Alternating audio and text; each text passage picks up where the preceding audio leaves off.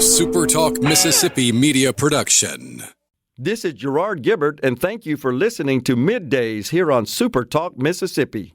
MidDays with Gerard Gibert is on the air. MidDays with Gerard Gibert is powered by C-Spire. Power your home or business with C-Spire Fiber. To learn more, visit supertalk.fm/C-Spire. C-Spire Fiber powers SuperTalk Mississippi.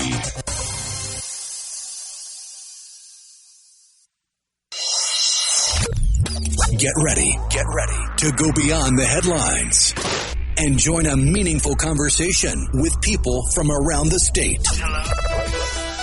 You're listening to MidDays with Gerard Gibert here on SuperTalk Mississippi.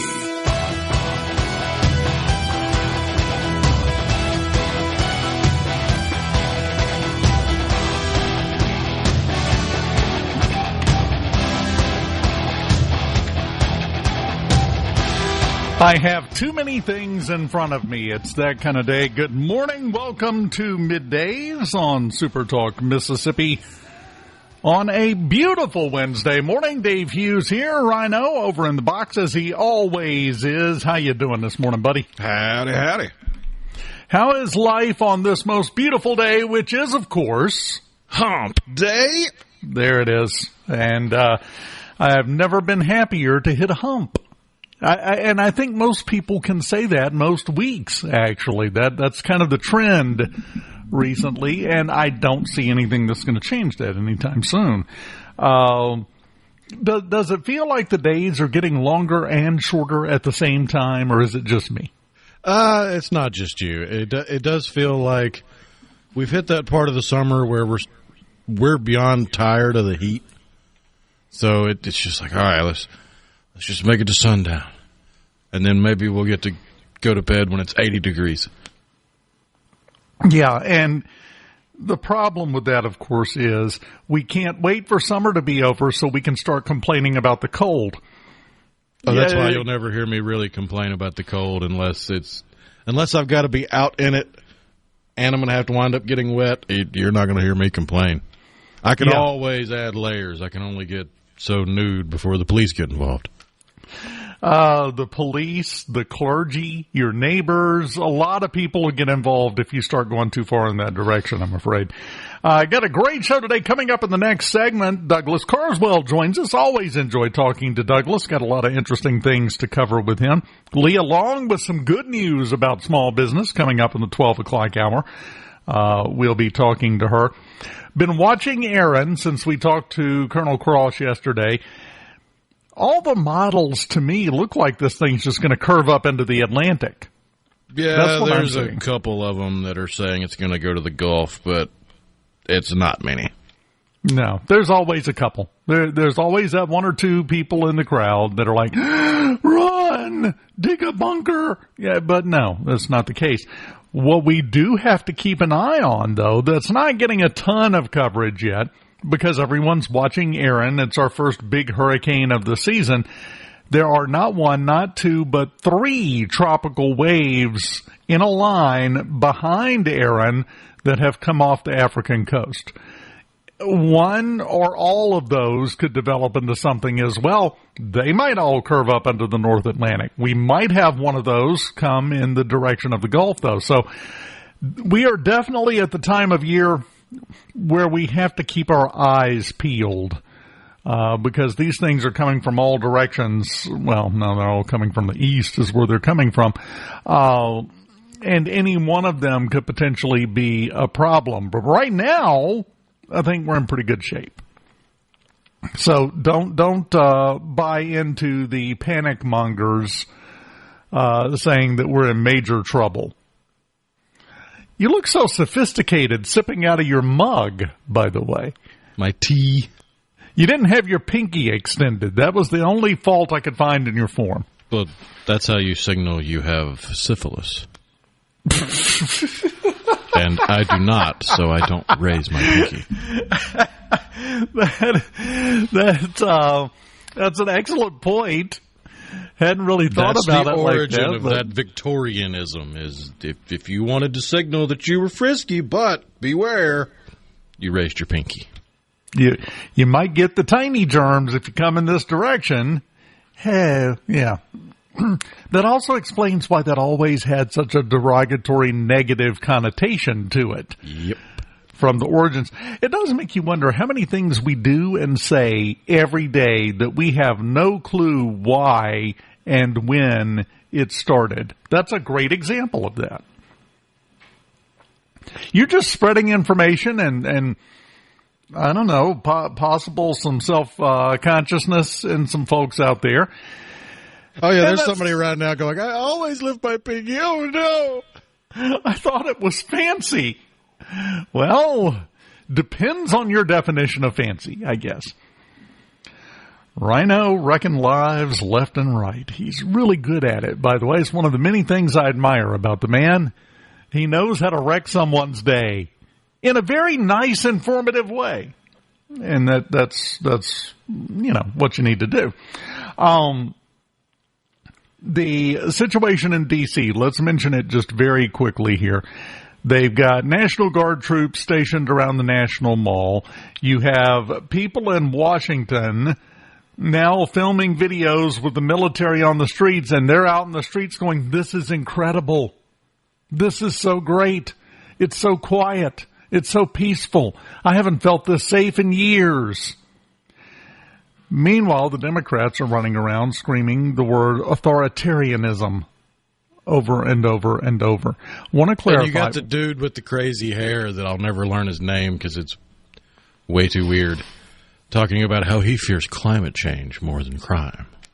Yes. You know, there comes a time when you have to realize that weird people are weird. Stupid people are stupid. And there is not a doggone thing you're going to do to change it, so the best way to deal with it is to ignore them. We really need to internalize that message because we keep trying to talk to people that aren't talk-toable. We'll go with that. So, let's change our approach just a little bit and either laugh at them. This goes back to what I was saying the other day. We have lost the ability sometimes, I think, to laugh at things, to join in on the joke, because that defangs it. That takes away all its potency. Look at how J.D. Vance has reacted to all the memes about him. He's leaned into it. He thinks it's hilarious. He bragged on the South Park episode that had him, little tiny boy thing, said, okay, full props. That was funny. Good job, guys. And they lost their minds because he wasn't offended. You have to be able to laugh. You have to make fun of things, especially the things that deserve to be made fun of. That's why I say that South Park was kind of like The Simpsons. It started off with strong seasons and good jokes, and there's a certain point that can be argued amongst the fans as to when it fell off, but it fell off, and now it's just continuing on in a semblance of its former self, but it's not quite the same. Because if they took the same energy that they have taken towards the Trump administration and focused a quarter of it towards the self-writing jokes of the Biden administration, then you could argue they never fell off. But it seems like they went from punching in both directions equally to being afraid of punching in one. Yeah. That's exactly right. Not a single joke. And if ever there was a political event in American history that was just weighted down with comedy material, it was the Biden administration, especially the last 2 years. Yeah. We're not talking about one bad day. We're talking about years of comedic levels of incompetence and corruption. Not a peep from them, which is kind of sad. But that doesn't change the fact they went after Trump and Vance. Vance came back, posted on, I don't know if you saw his post on X, bragging on them, said, great episode, very funny, good job. And they don't know what to do now.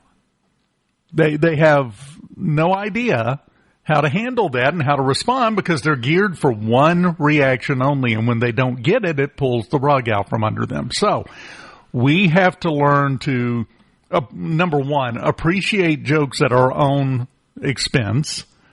And two, make jokes about things that there's always somebody ready to clutch their pearls and say, oh, you can't joke about that. It's a serious issue. That's why I disagree with Gerard on his stance on politicians and people talking about politics using foul language. He's upset that we can't use it on the air. And I look at it, I see Pete Buttigieg or Beto O'Rourke or any of these other people hurling around curse words like it's their first time. It's like watching a newborn deer try to stand on its own or its own four legs for the first time. It's just, they don't know what to do with themselves. Yeah, I keep waiting. Beto O'Rourke or Pete Buttigieg would be a great example. I fully expect him to come out one day and try to get into that edgy area and say, well, I think the policies of the Trump administration are just full of dookie. Yeah, okay, you're cool now. Congratulations. Good job. Dingbats. When we come back, the one, the only, from the Mississippi Center for Public Policy, Douglas Carswell joins us on Middays in the Element Wealth Studios. Keep it here. Hey, this is Bob. This segment of Middays with Gerard Gibert is brought to you by Covington County Hospital in Collins, where your health matters. Gerard Gibert. He keeps his classified documents right where they belong. Inside a Journey record jacket from the 1980s. Gerard Gibert, SuperTalk, Mississippi.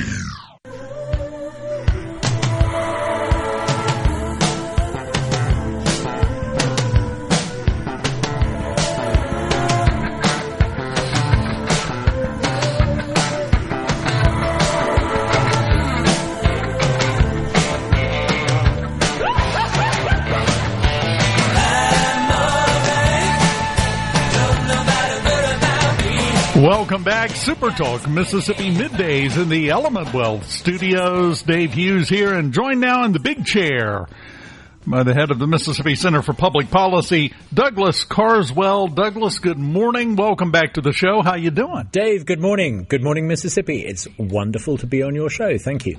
Well, it's wonderful to have you here. I've been saying that to you for a couple of years now, but it's never going to wear off, I don't think. Love having you here because you bring a fresh, clear-headed perspective to a lot of topics. And I think sometimes there's a lot of value in having someone come in from the outside and look things over and go, this is great. Now let's make it better. Because somebody from the outside can see things that you can't when you're in the middle of it. Well, you can certainly tell from the way I talk that I'm not originally from around here. My great sin is to have not been born an American, in fact, not to have been born a Mississippian.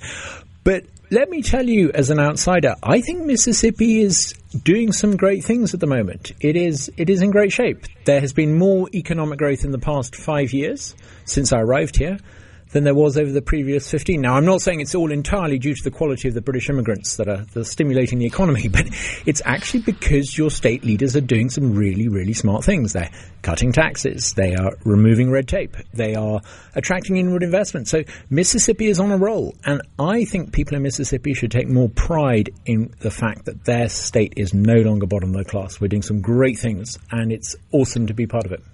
Well, I love the point that you made, and we don't hear enough about these kind of things, but you made a post on X this morning pointing out that both Mississippi and Alabama produce more automobiles every year than Britain does. Yep. I take great pleasure in pointing out the achievements. Now, I look forward to the day that I can put out a tweet saying that Mississippi makes more cars than the United Kingdom, and I actually think that day will come pretty soon.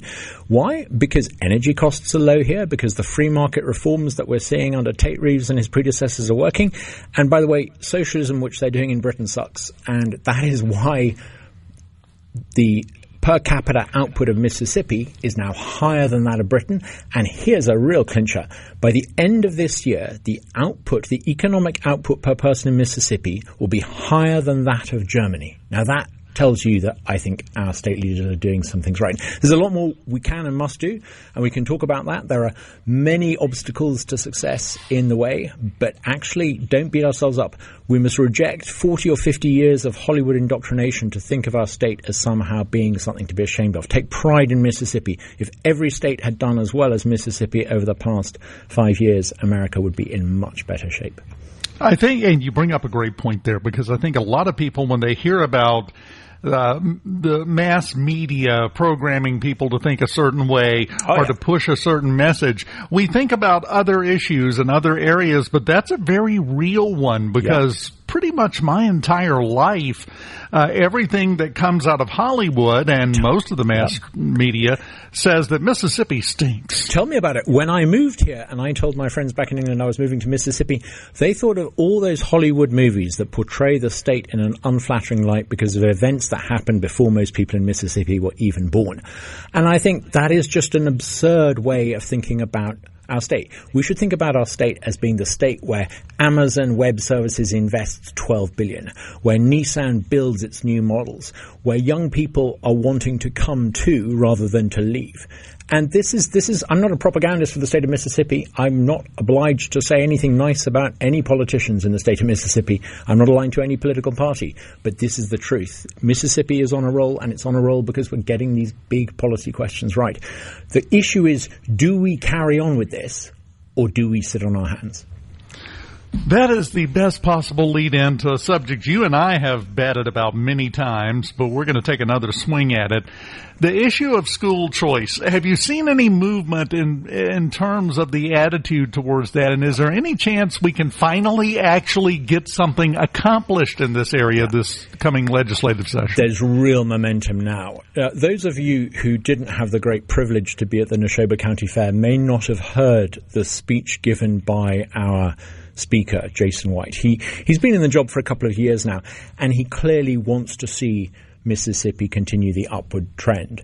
And he said in his speech that his priority is education. And that kind of figures, because if you want a capable workforce, you've got to improve education. If you want people to move here, you've got to make sure there are good schools. There are all sorts of reasons why you've got to fix the education system.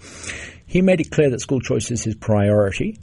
And he pointed to the fact that Mississippi is now surrounded on four sides by states that have school choice. That means that if you and I were having this conversation in Little Rock or in Alabama or in Tennessee, parents would be able to write to the school board and say, give me my child's share of money, and $7,000 would be paid into a dedicated account for your child, which you could then take to any school of your choice. It is transforming the education system in those states for the better. We need something like that here. And Jason White's on board. And what's really exciting is that the White House is on board. The White House has made it clear that they want this to happen. I know for a fact, because I went up there in April to discuss this with part of Team Trump. The White House is on board with this. And I think we're going to see a concerted push led by the governor, spearheaded by the Speaker, and supported by Team Trump to get this done.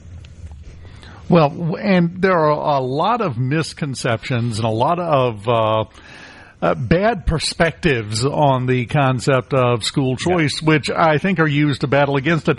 I actually had someone, true story, I brought it up a week or two ago, and they said, well, yeah, but how do we know that those parents are going to take that money and spend it in another school? They might just take it and blow it on something. They're not writing the parents a check. Yeah. As you said, it goes into an account. This money is going to be used to educate that child no matter where it happens. This is all about giving the parents a choice of where that money is spent to best educate their child, right? Of course. I mean, there are what you might call the real arguments against school choice, and then there are the fake arguments against school choice. Now, the real reason why the diehards opposed to school choice don't want school choice is because they don't want to see their multi-million-dollar budgets controlled by parents, because they're very happy with a system that has seen more and more money put into the education system and spent on fat cat bureaucrats rather than going into the classroom. And they want to perpetuate that system. So what they do is they invent a reason to try to mobilize and popularize support against school choice. And the argument that they make goes something like this. If you have school choice, the wrong kind of kids will come into our nice, leafy, respectable neighborhood. And that is just nonsense, because anyone who looks at the legislation that was proposed last year, and we haven't actually seen the legislation that's coming for 26, but anyone who looks at the legislation that was put forward last year, it's very clear that school districts can say no to outsiders coming in. They define capacity. Individual schools can say no to outside schools. It would give you school choice to pick a public or private school of your choice, but that doesn't put the public or private school under any requirement to say yes. So it's a nonsense argument that somehow school choice would lead to the wrong kind of kids coming into your neighborhood. But we're going to hear this argument because the fat cats who are paying for this argument to be made don't want to surrender their multi-million-pound budgets. Remember, a lot of the school superintendents have higher salaries than the governor, not just of this state, but the governor of California. That's ultimately why they are finding these desperate arguments to stop you, as a family, having control over your child's education. It's kind of like having a screwdriver and trying to use it to drive a nail. You got a good tool, but you're misusing it. Yeah, I mean, we've also got to remember we had these arguments in, the other side of the river in Arkansas and in Alabama and in Tennessee. And again, there were people who came up and they said, school choice wouldn't work in this neighborhood because we've already got great schools. Okay, if you've got great schools, you wouldn't fear that anyone with school choice would want to leave. And then we had other people saying, well, if you had school choice, it would mean massive disinvestment in the public schools. Well, hang on. Are you saying that people are a captive audience who should be maintained in those schools against their will? And if they had the option to go somewhere else, they should be denied that alternative? The arguments don't stack up. They didn't stack up in Tennessee and Alabama. And fundamentally, isn't it part of the American dream to want the best for your family? And I think the fact that we are now one of the few states in the South that don't have school choice, I think it's time to do it in 26. Well, I think you're exactly right. We've been having this argument forever. You came here 5 years ago. I feel like you and I have been talking about this for 10. Well, we've been talking about this over the past 5 years. We also talked about income tax elimination. We've got that done. We talked about red tape reduction. We're getting that done. We talked about repealing various restrictive practices. We've got that done. We talked about school funding reform. We've got that done. It's the one thing we've not got done in this state. And if we want to think of ourselves as an authentically conservative state that puts families first, we need to give parents power. Douglas Carswell with us from the Mississippi Center for Public Policy. I didn't even ask him if he could stick around. I don't care. I'm making you stick around, Douglas. I'd love to. If you can bear to hear a Brit for another 15 minutes, I'd love to. Oh, it's melodious. We love it. We will continue with Douglas here on Middays in the Element Wealth Studios right after this. Keep it here.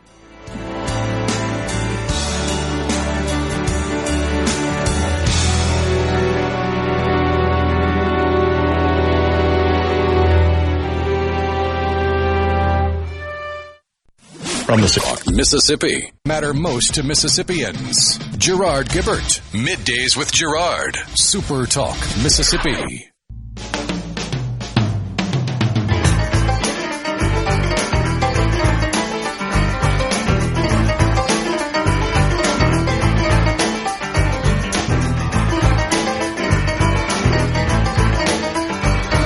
Welcome back. Middays on a Wednesday morning in the Element Wealth Studios. Dave Hughes, Douglas Carswell in the studio with us.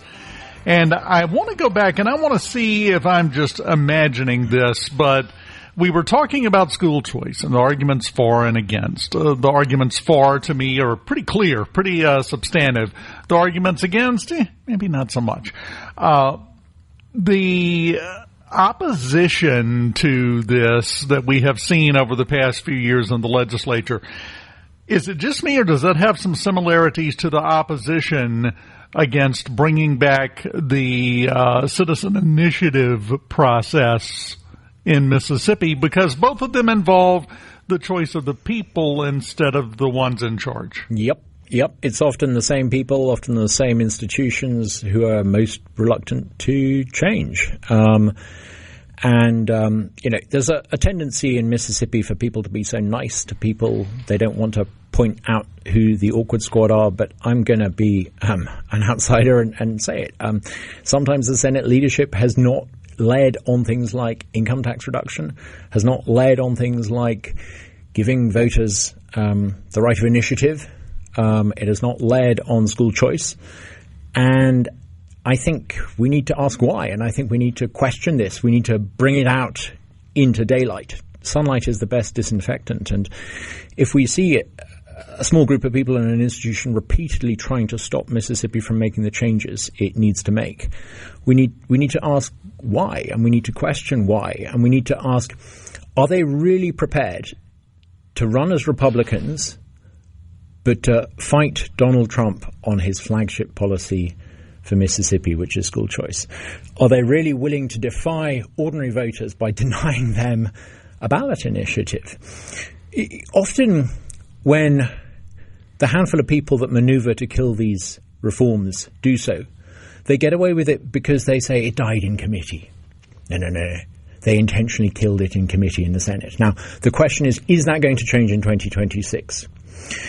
I suspect that a lot of your listeners are following who is and who isn't shaping up to be a credible candidate for governor. And bear in mind, I'm the one person in the state who doesn't have the right to vote. But I would bet that anyone who continues to oppose Donald Trump on the issue of school choice would have all the credibility and longevity of a snowman in August as a candidate for the Mississippi gubernatorial race. I think it's that clear. If you are a genuine conservative, you side with parents, not with teacher unions. If you are an authentic conservative, you have no problem in allowing families to decide what's best for their child. If you're against that, come out and say you're against it. Stop hiding behind procedures. I think we're set for a fairly straightforward fight. Pick a side.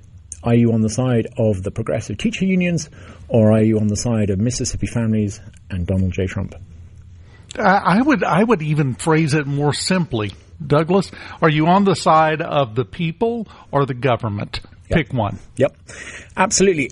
On a slightly brighter note, tomorrow, a great friend of mine, Starla Brown, who runs the extraordinary free market organization AFP Mississippi, is having a discussion where lots of interested parties are coming together to talk about what school choice might actually look like. And it's going to be a parent-led discussion. There are going to be people who actually teach in classrooms, who have kids in the system.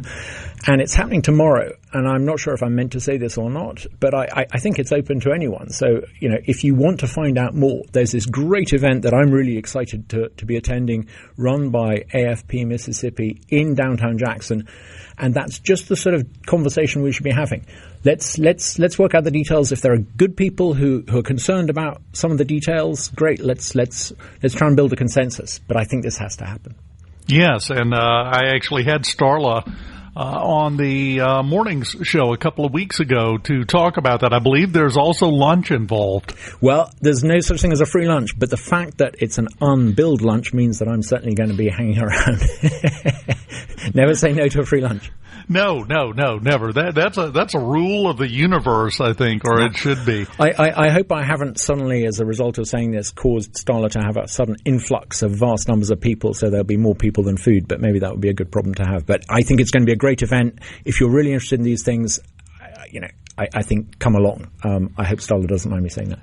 I would just like to point out the relation between Douglas saying he's definitely sticking around for the free lunch, the unbilled lunch, and then immediately saying, I hope we don't have more people than food. There's a connection between those two. Suddenly getting worried that there may not be enough for me, but it'll be a good problem to have.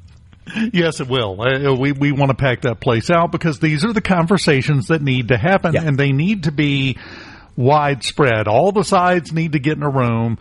And I would suggest, and I mentioned this in the first segment, I want to get your take on this. There has been a trend for a while where everything has to be serious 24/7, 365. There has to be a little bit of a loosening because that's how conversations happen, whether it be through humor or just informal conversations.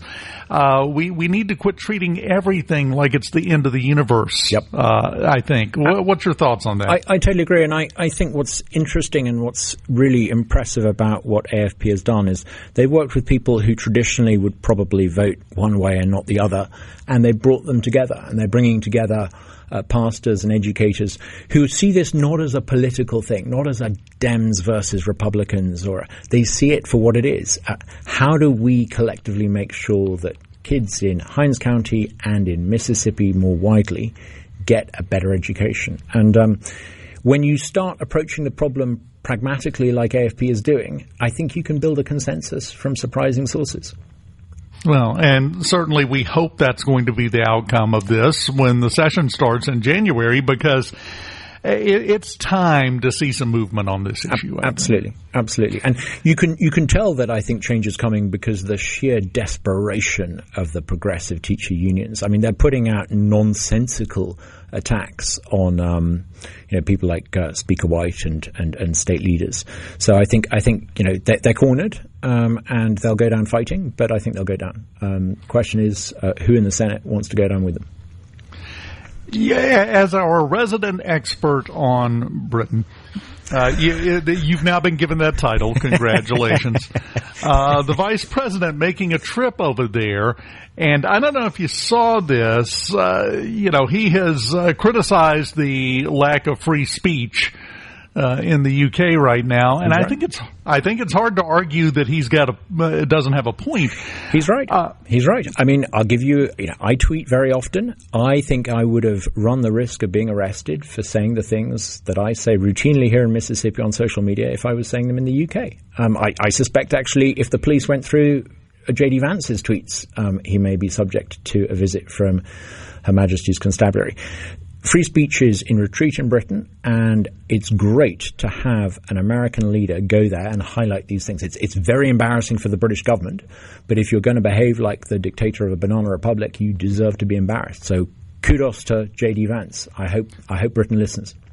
Well, they have this van that's going around over, I think it's in London actually, that has on all sides and the back the meme picture of J.D. Vance with the chubby face and everything that people have seen all over the place. And they're touting that and saying, you claim we don't have free speech, but we're allowed to ride this around. I would like to point out that back in the 80s, there were people in Russia who were saying, you're wrong when you say we don't have free speech. We can make as much fun of Reagan as we want. The very day that a bunch of these middle-class, rich, leftist progressives protested J.D. Vance visiting the UK, over 1,000 largely Muslim invader migrants crossed the English Channel and invaded the UK and have come permanently. If they had any sense at all, they would want to sit down with J.D. Vance and say, you're in charge of an administration that has ended illegal immigration into America. How can we learn from you? Rather than virtue signaling against J.D. Vance, middle-class Britain should learn from him, and they should have a little bit of humility to recognize that perhaps the Trump administration has fixed things that they need to fix in their own backyard. So I'm really pleased. In fact, J.D. Vance is staying in the village right next to where my delightful wife Clementine and I got married.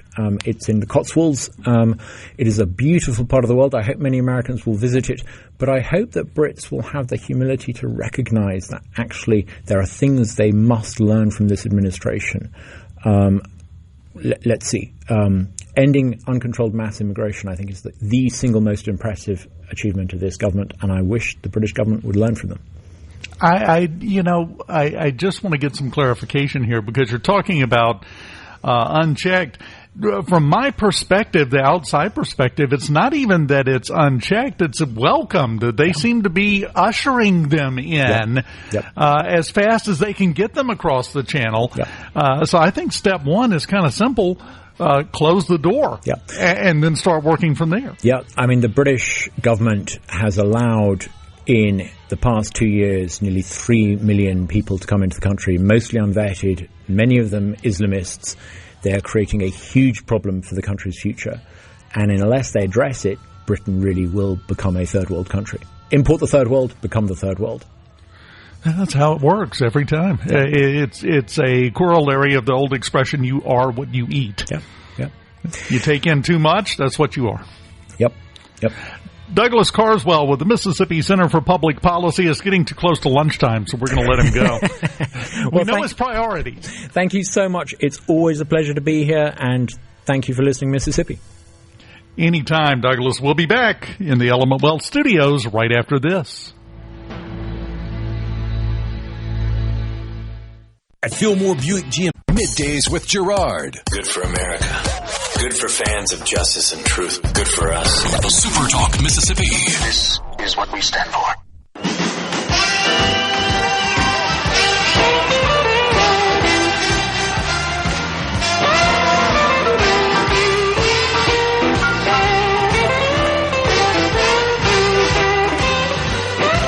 Welcome back. You know, I have to purposefully stop talking to Douglas, or I will continue talking to Douglas until sometime Friday.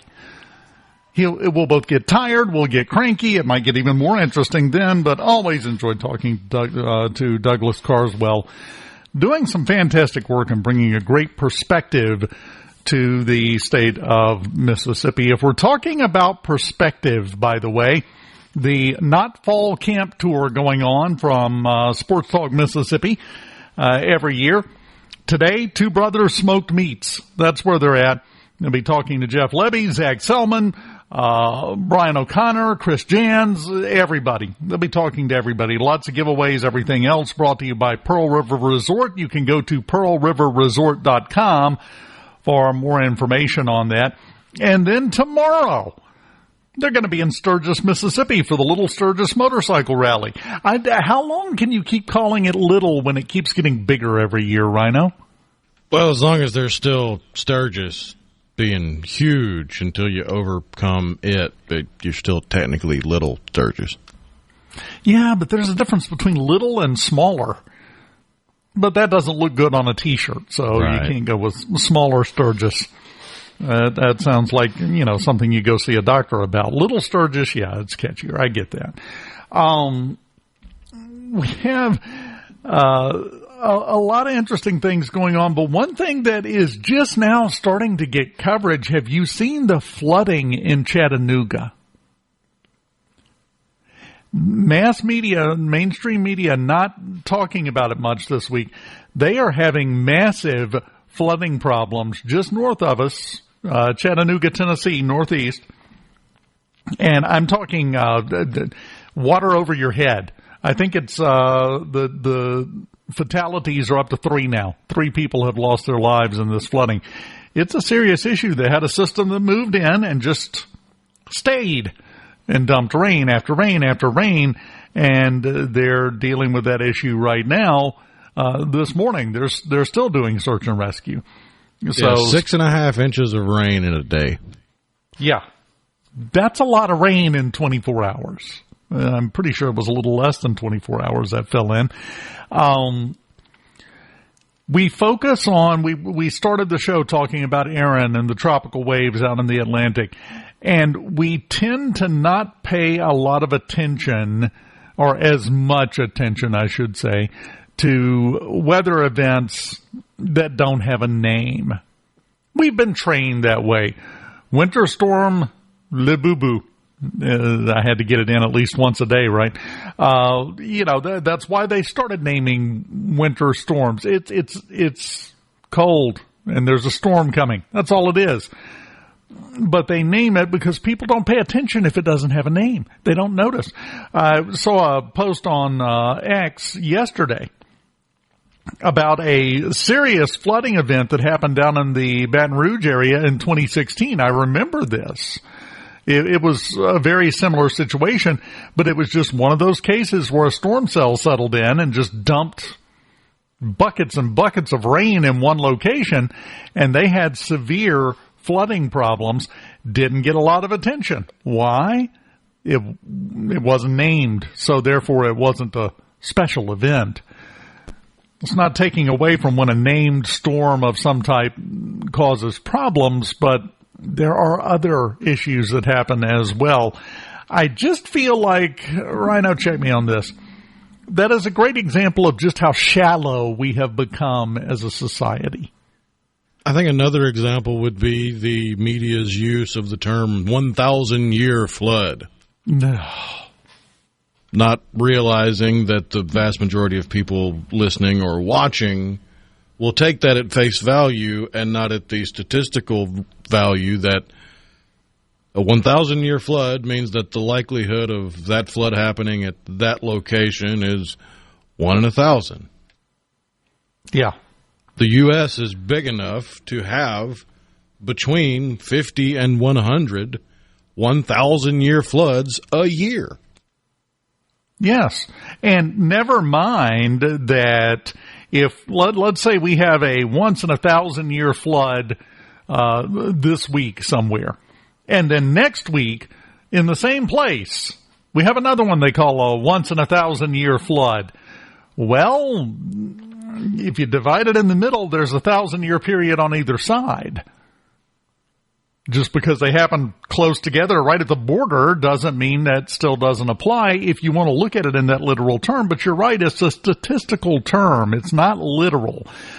But we tend to think in literal terms about everything. And I think that's causing us some problems. I really do, because it's bled over into every aspect of life, it seems like. And once again, my standard question, how do we fix that? The short answer, I believe, is we don't. I don't think there's any fixing it at this point. That's just the way people are wired. We'll see. Don't worry.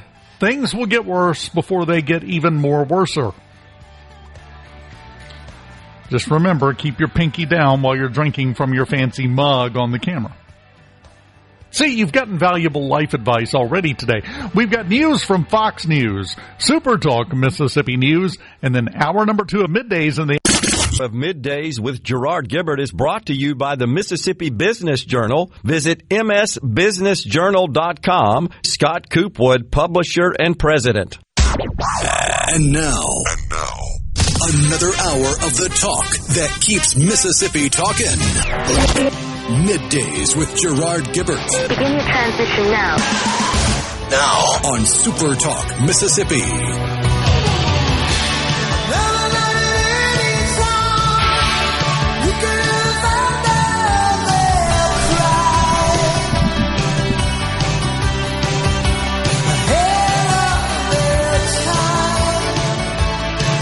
Welcome back. Hour number 2 of Middays in the Element Wealth Studios. Gorgeous Wednesday. Dave Hughes here. Yesterday, if you recall, I mentioned that today President Trump, as the chairman, would be visiting the Kennedy Center to announce the roster of new recognizees, new award recipients today. Well, he did that this morning, right after we came on the air. He made the announcement while we were talking to Douglas. I cannot wait to hear how they criticize this list of people. And there will be criticism because President Trump announced it. Here is the list of honorees for this year's Kennedy Center Honors. The headliner, for lack of a better term, George Strait. Michael Crawford, the actor. He's a British actor. Best known in America, won a Tony for playing the lead in The Phantom of the Opera. Well-respected, well-known Broadway star. Sylvester Stallone, who is not a well-known, well-respected Broadway star, but everybody knows his name. Gloria Gaynor, I Will Survive. And Kiss. Kiss is getting a Kennedy Center honor. I know, I find that hilarious. But you look at this. This is the most widespread, diverse group of honorees I think I've ever seen for the Kennedy Center honors. I don't remember one that had this breadth. It's a little bit of everything in there. What are the criticisms going to be, do you think, of this? Because there will be criticism. I have no doubt. The left will immediately attack this list of people. I mean, George Strait is obvious. They're going to attack George Strait because, well, George Strait, he's a country music star, and all country music fans are conservatives, and we hate conservatives, so we hate George Strait. That's going to be the reasoning behind whatever criticism they come up with there. They'll say his song, "The Chair," is sexual harassment. Oh, yes. Or any of them. Firemen. Yeah, any of them. He's just absolutely horrible, obviously. Michael Crawford, Tony Award-winning Broadway star. I'm sure, he's a white dude. Immediately, he's out. What are you doing? Well, he played the Phantom, and the Phantom was a sex pest. Oh, that is a very good point. And he groomed her. Yeah. So, yeah, that's strike 2 right there. Sylvester Stallone... Yeah. Rocky's too macho. Rambo's way too macho. It's toxic masculinity. That's what it's going to be with him. Here's the tough one in the list. Gloria Gaynor. How are they going to criticize Gloria Gaynor as a Kennedy Center honoree? I can't see an obvious avenue they're going to go after her with. Probably they will default to saying, well, at least he got one right, implying that everything else is wrong. And or then she'll just catch flack because there's not enough diversity in the thing. So her name will get dragged into it as the example of tokenism or something. Yes, she's the token Kennedy Center honoree, which is stupid on the face of it. And then let's be honest here. Where does the criticism stop about KISS, just in general? So that will be justified. You know what I'm surprised at? But this is a great argument. Everybody thought that President Trump was going to ruin the Kennedy Center honors by taking over the operation of the Kennedy Center. And, you know, all the leftist organizations and people pulled out. The performers pulled out of performing. Well, if President Trump influenced the list of honorees to the extent they think, it wouldn't be KISS. It would be the Village People. And then he would come out and he would do his dance to a live performance of YMCA at the Kennedy Center Honors. It's not happening. So that's kind of a nail in the coffin of, oh, he's ruining everything. I don't think he had quite as much influence as they think, other than he gave them a directive of, if I had to guess, we need to have a list of honorees that wouldn't normally have a shot at being honored in previous years at the Kennedy Center. Go find some good people. Nominate some people that are worthy of this award, and let's just give it to the people that deserve it. And they came up, well, I think it's a pretty good list myself. Yeah. Well, it's a list of great performers and KISS. I'm going to catch so much flack from the KISS lovers now. They were just never really my thing. I don't know how to better explain it. Nothing wrong with them. They were the Gen X juggalos. Yeah. Yeah, you're exactly right. They had their following, and their following was devout, but it wasn't quite as large as they perceived it to be. The KISS Army and the juggalos are about the same size, and when you get to a concert, they seem overwhelming. But outside of that, they're kind of few and far between in the grand scheme of things. Yeah, it's a uniquely American phenomenon, what happened with KISS. A lot of that due to, like him, don't like him, it doesn't matter. Gene Simmons was and is a marketing genius, the way he has run that thing and merchandised them. I mean, he is very, very good at that. To me, they had one really good song, Beth. That was about it. The rest of it was there was nothing wrong with it. It was just kind of standard. You know, for their on-stage look and presence, they were not exactly the edgiest band in history musically. They leaned into their look for everything. We have now turned the entire thing into a scholarly discussion of KISS, which is the last thing I expected to do when I rolled out of bed this morning. But anyway, good list. George Strait, Michael Crawford, Sylvester Stallone, Gloria Gaynor, and KISS. That's the list for the Kennedy Center honorees. I eagerly await the blowback on that because it is going to be absolutely fantastic. I wonder if this honor will increase the value of the KISS comic book with the microscopic amount of their blood in it. I think it should. Why not? We've seen stupider stuff go up in value for more ridiculous reasons. Why not? Somebody going to book Gloria Gaynor that wasn't otherwise thinking of it? Because one of the big things here is you have people like George Strait. He does not need a boost to relevance. Everyone knows who George Strait is. If you don't like country music, you know who George Strait is. Everyone does. Gloria Gaynor, on the other hand, in the twilight of her career, let's just be honest, great singer, but probably not as relevant and in the front of people's minds as she may have once been. This might give that a boost, bring her back a little bit. Kiss has retired now for, what is it, the second time or third time? They're currently in the middle of their latest retirement. We'll phrase it like that. They've had 2 official retirement tours. Yes. The farewell tour in 2000 and 2001, and the end of the road tour from 2019 to 2023. Yeah, it's like the Eagles. How many times did they do one last tour? Yeah. After they got over their spate of "I'm sick of looking at all of you" once they realized the bank account was getting low. So now even Kiss might get some relevance out of this. I'm looking at this. Michael Crawford, not going to get a lot of benefit from this. George Strait, like I said, the Kennedy Center is getting benefit from recognizing George Strait, not the other way around. Kiss, I'm sure Gene Simmons will figure out some way they'll put out a reprinting with more blood of that comic. They'll do something. Line up, boys. Got to get another pint. To me, the big winner in this list could potentially be Gloria Gaynor. Gloria Gaynor, her estate, her people, and record sales. It's my thought.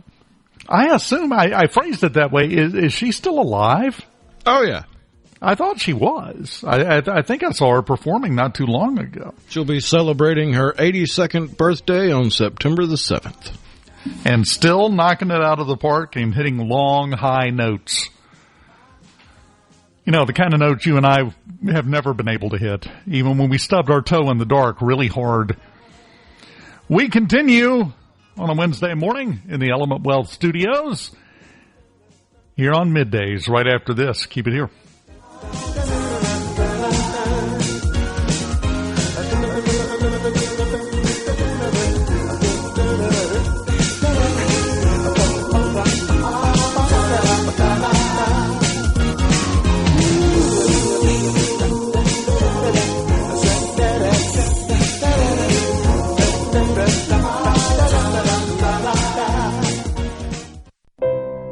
The talk that keeps Mississippi talking. We're rolling. Hit it. Go. Play it.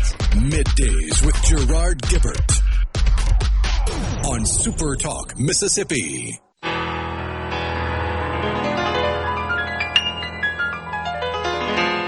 First I was afraid, I was petrified, kept thinking I could never live without you by my side.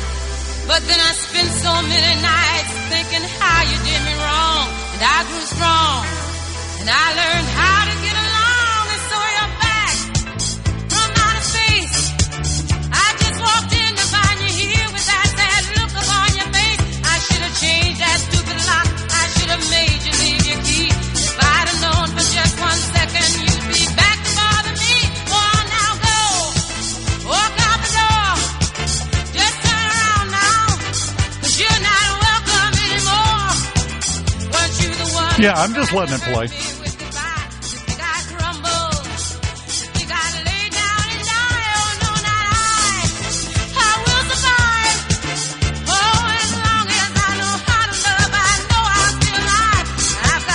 Good choice, I think. And I'm already starting to see, I checked it during the break, Rhino, on X. Somebody posted for the Kennedy Center Honors for 2025. Not a single classical artist, not a single dancer, not a single composer. In other words, not a single artist for whom the honors were created in 1978. Very sad. The Kennedy Center Honors last year, in the last year of the Biden administration, after 4 years of that, December 7th was the event. They recognized the Apollo Theater Foundation, Bonnie Raitt, the Grateful Dead, Francis Ford Coppola, and Arturo Sandoval, the trumpet player. So nobody from that list last year, but that was okay. But this year, what I'm already seeing referred to as the mega list of honorees. I want you to stand flat-footed in front of Gloria Gaynor and tell her it's not really worth it to honor her because of the person who suggested it. please do so. Make sure you video it. You'll go viral on TikTok in a heartbeat. I had some breaking news also during the break. Rhino was telling me about it. I'm going to let you do that, Rhino. Yeah, it's not quite breaking. It came out late yesterday, but we were off the air by the time it did break, that the Supreme Court announced they will hear oral arguments in the redistricting case from Louisiana that deals with the Voting Rights Act. They will hear oral arguments on October 15th, per the docket. Which is pretty quick, but not really super early. They've got some interesting stuff that's going to be on their docket this time around, which we could have said every year for the last several years, it feels like. I think there are 2 Louisiana-based cases. You got the Voting Rights Act, and I think there's the one, it's a religious freedom case where the guy was a prisoner, a Rastafarian, and they cut his dreadlocks off. That is making it to the Supreme Court. So, yeah. In the middle of everything else, apparently President Trump and Vice President Vance have now held their virtual meeting with Ukrainian President Volodymyr Zelensky. And after it was over, it wasn't shared, it wasn't live for the press, just like Friday's meeting with Putin will not be live for the press. But after the meeting, Zelensky has told the press that he told Trump and the European leaders exactly what we've been hearing from him from the last couple of days, which is that Putin is bluffing. I'm not going to argue with that. I'm really not, because, I mean, it's Vladimir Putin. We have gotten used to him and his, I don't know, what's a good word? Braggadocio? Yeah, there we go. He says one thing and does another, which is basically being two-faced, and he kind of exhibits that from time to time. The KGB will be having a meeting with me later today now, I'm sure. So I'm not saying he's wrong. I'm just saying sooner or later we have to move forward in some way to bring that to an end. Because here's the thing. We are basically, at this point, with the amount of aid we've given Ukraine over the past several years, since this whole conflict began a little over 3 years ago, financially, we're fighting a proxy war against Russia. I mean, you think that's fair? I think that's a fair statement on that. Because we have been funneling so much money. That was part of President Trump's drive when he first came into office, was Europe wants this war to end for a Ukrainian victory. Got no problem with that. I think that would be a great outcome. But they wanted us to pay for all of it. Well, now it's starting to get spread around a little bit because President Trump came in and said, no. If you want this, you're going to support it too. If you're not, we're not. And then all of a sudden, the purse strings started loosening a little bit. There has to be an end to this. And the only way we get that end is by talking. Do we believe him? Do we not believe him? I don't know. You make that judgment as you go. But we have to have the conversations. And that's what bothers me, and I get it, he's a wartime president and all that, but that's what bothers me about Zelensky's take on this and his continually pushing, don't listen to him. Wait, we need to listen to everybody and work out a deal that nobody likes. That's how you end conflicts. Nobody is 100% satisfied with the result of a negotiation to end an armed conflict, a war. Well, the other way to end a war is through total war. Yeah. But modern Western society does not seem to have the stomach for the results of total war. And this is so just mind-blowing to people when they realize, you mentioned the KISS comic book earlier, so it turned me to one of my favorite subjects on the planet, which is comic books. Back during the war effort in the early 40s for World War II, You had Captain America punching out Hitler. You had Batman and Robin arming anti-aircraft guns and shooting down Japanese flyers. There was very much a sense in all aspects of society of, oh, you want some? Okay, let's go. Just everything coalesced around it. We lack that now. And I think that's partially a flaw in our national identity and our spirit as Americans. We're no longer willing to just walk up and say, you, sit down, shut up now, or I'll make you. That's how we ended World War II. That's how we kept peace for a long time. And President Trump is doing a good job of trying to bring that back, but everyone has to get on board with that on a national level. And I just don't think we have the will. I think you're exactly right. You put your finger right on it. We lack that now. And once again, there is no going back without something horrible happening. This has to come to an end one way or the other.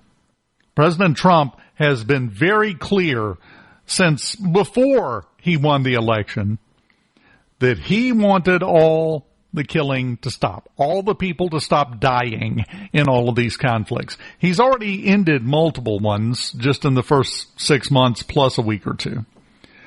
His goal is to stop everyone dying over arguments. That's about as worthy a goal as you could ask for, which, of course, like everything else, is getting twisted. The question becomes, at what point do you just stiffen your back? Trump was just giving talk after his meeting with Zelensky. He was giving his own update to the press and said if Putin doesn't agree to stop the war in Ukraine after Friday, there will be severe consequences. Now, whether that means sanctions, whether that means action, whatever, I don't think it means action. Sanctions is what he's referring to. But we have to do something to kind of force the hand a little bit. I go back to Ronald Reagan and Mikhail Gorbachev, the presidents of the U.S. and Russia in the middle of a squabble. So this is an almost apples-to-apples comparison here, just a slightly different situation. It is famous. It is in the history books of President Reagan not asking, not negotiating, not pleading, but telling him, Mr. Gorbachev, tear down that wall. He wasn't asking. And what happened? The wall came down, didn't it?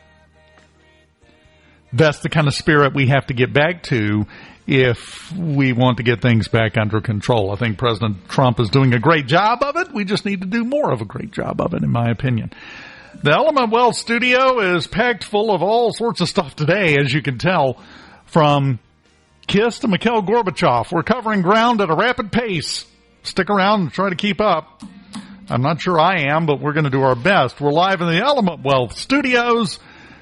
You can go to myelementwealth.com or call 601-957-6006 and let Element Wealth help you find your balance between income, growth, and guarantees. Kennedy Center honoree playing us out. We're back after this.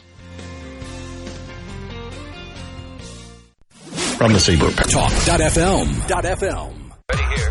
Middays with Gerard Gibert on SuperTalk, Mississippi. I'm moving to the country, gonna eat a lot of peaches. I'm moving to the country, I'm gonna eat a lot of peaches. Peaches come from a can, they were put there by a man in a factory downtown. Why aren't they on the Kennedy Center Honors list?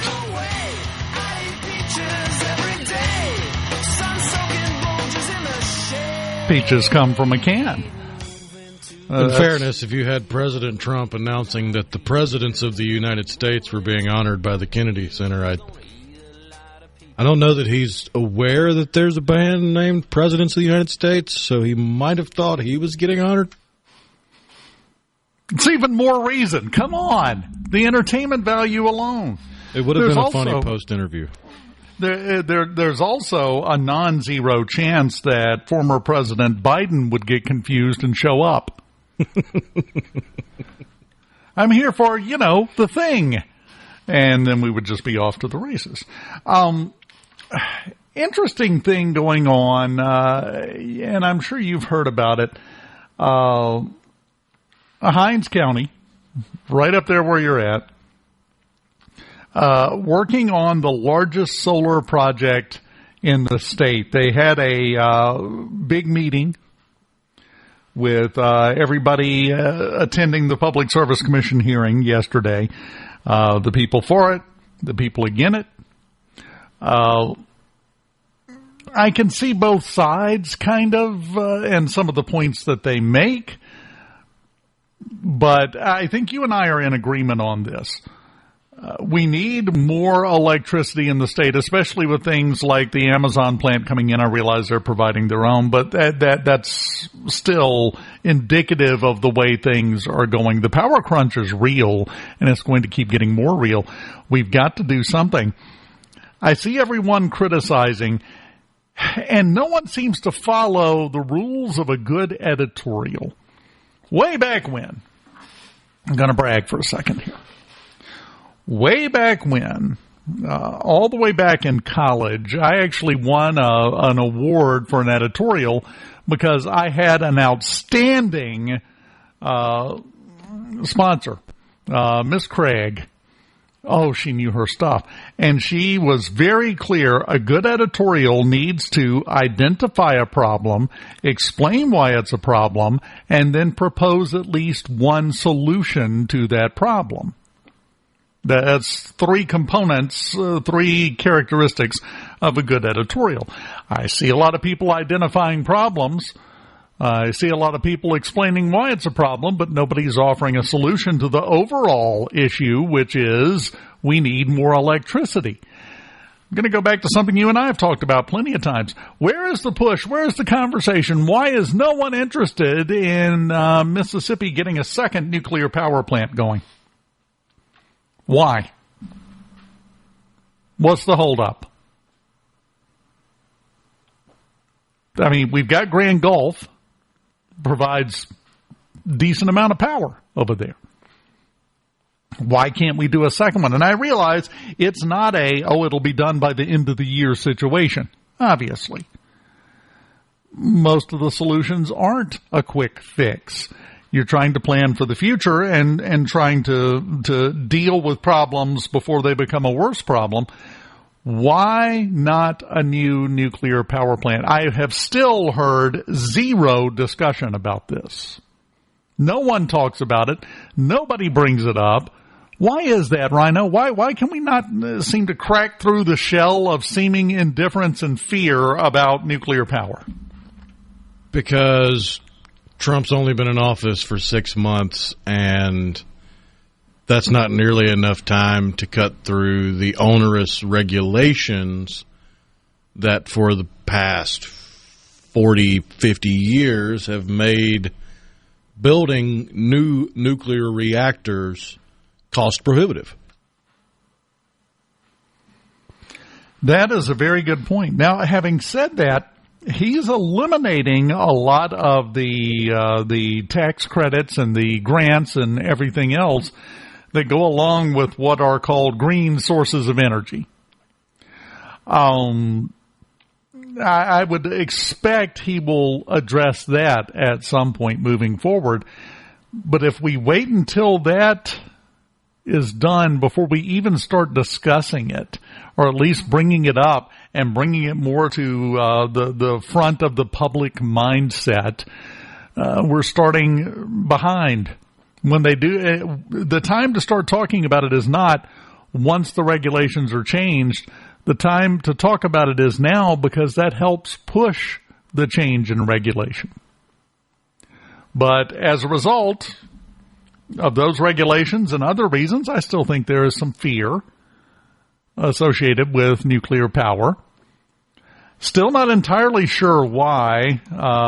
We have had two on planet Earth that made the news, that became synonymous with nuclear power? 3 Mile Island and Chernobyl. Name a third one. Fukushima. Well, yeah, okay. I would replace 3 Mile Island with Fukushima because the only reason people feared 3 Mile Island was President Carter was feckless. Yeah, that's true. He was a nuclear engineer in the military. He knew the lack of danger surrounding 3 Mile Island, but politically it wasn't advantageous for him to espouse his expertise. Yeah, that's a very good point. It's a very good point. The point remains, though, the incidence of problems with nuclear power is low. Haven't had a lot of them. Look at Grand Gulf. Grand Gulf has been there for a minute. When I was a small boy, my dad took me over there. Actually had the best lunch I've ever had. Stopped at a little country store and got, they had a big wheel of unrefrigerated red rind cheese under a glass counter. It was one of those kind of stores. And we got a pound of that cut off and each got a can of Vienna sausage and went and sat on a hill overlooking Grand Gulf and had the best lunch of my life. It's been there for a while. And all it does is sit there and quietly produce electricity. There's no smoke. There's no smog. The other issue people tend to take with nuclear is what do you do with the waste? Yeah. And I feel like that fear is misplaced because that was an issue in the early days of nuclear reactors. Capitalism and its desire for efficiencies have pushed the nuclear reactor entities into recycling the waste.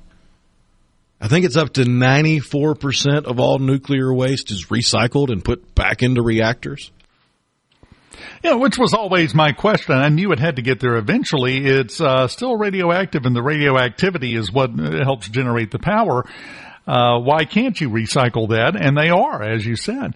So it's a lack of education, which comes back again to if we want that to change, we have to talk about it. We have to get this out. People need to start asking the question, getting the answers, and then we deal with the answers as to why no one is looking at that, why no one is focusing on that, why there is no seeming will to create new ones. We're having these meetings. One of the complaints, and I love this, one of the complaints about the solar power is it makes too much noise. And it's the transformers and the linkages. It has a little bit of a buzz to it. You've heard that with our current power situation from time to time when a transformer's going out or something like that, and it gets that annoying bug zapper buzz going. Solar power plants do generate that kind of noise. That is a concern. Yes. Having said that, I don't hear a lot of people offering any other options. What else are we going to do? We have to have more electricity. We have to. It's not a question of if, but when we reach capacity. What we're generating versus what's being used, because it grows every year. That, to me, is the most logical path forward, is to get the conversation going, get the push underway, and get us to a point to where we can start building another nuclear reactor, or 2, or 5. I don't know. Something. But unfortunately, most people, again, due to fear and apathy, are content to just let things play out however they're going to play out. We don't have any windmills. I've noticed that. Not much. But we have to do something, so what's the answer? That's the conversation we need to be having, and we are not having it. But old Big Mouth here is trying to change that a little bit in small ways every so often. We'll see. I understand it was a good meeting from the Public Service Commission yesterday on the solar plant. Gonna be a big one. 6,000 acres with solar panels. That will generate some electricity, definitely. Will it be as much as a nuclear power plant? Anybody run that comparison? I'm just curious. We continue on a Wednesday morning in the Element Wealth Studios on Middays right after this.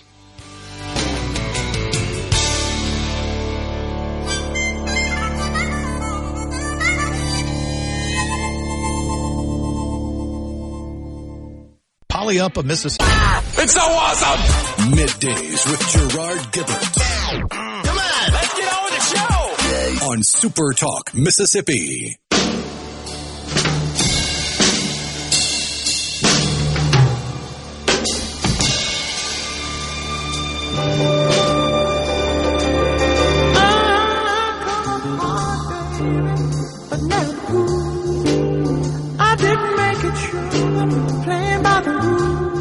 Welcome back. The Element Wealth Studios. Interesting poll out done in July. Gallup did this poll. 54% of adults say they drink alcohol of some kind. Beer, wine, liquor, whatever. That is the lowest result in 90 years of polling on that topic in America. We have less people drinking, or let me rephrase that to be totally factually accurate here. We have less people admitting they're drinking than at any time in American history. 53% of people, which means there's some overlap between the ones that drink and the ones who say that drinking is bad for your health. 10 years ago, that was 28%. So drinking is down, which we've seen that in the younger generations. They're not drinking like, I'm sorry, I'm Gen X. Holy cow. This would have been a completely different result back in the 80s.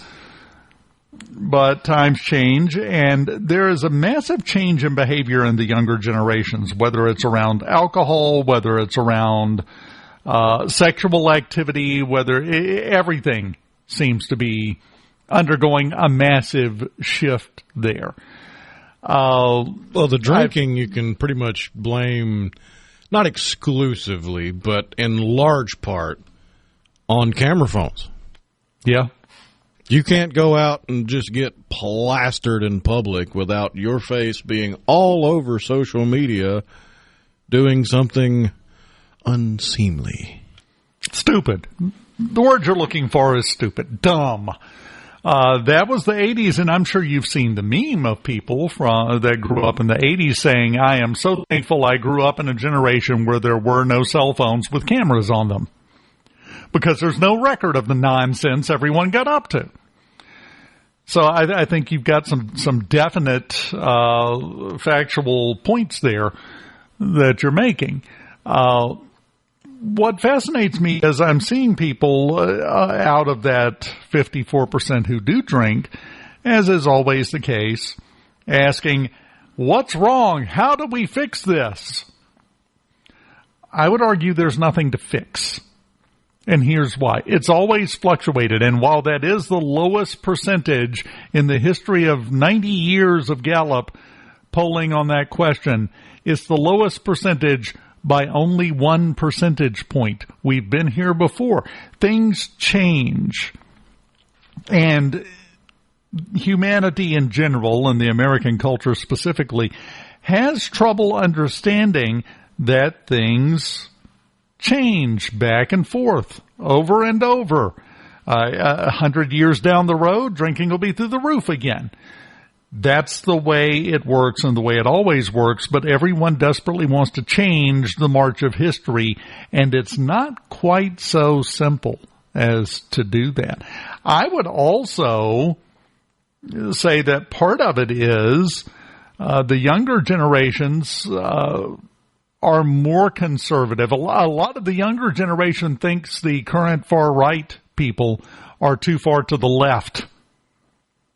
I've seen the polling. I've seen the interviews. I've seen the discussions about it. Conservatism is not against drinking. But that mindset is changing, and it makes you wonder politically what we're going to see in another 20, 30 years. I think we're going to see some massive changes, and I'm not sure they're going to be for the better, because I think that's just going to make the arguments more energetic. We'll put it like that. Because the two sides continue to build more and more space between them with each successive generation. I don't know, Rhino, is that going to end well? Do you think? I don't think so. I mean, I'm just thinking about, we were talking about how the numbers have decreased, but they're only low by 1%. I would wonder what those numbers would have looked like pre-Prohibition. Because American culture Prohibition didn't just sprout up out of nowhere.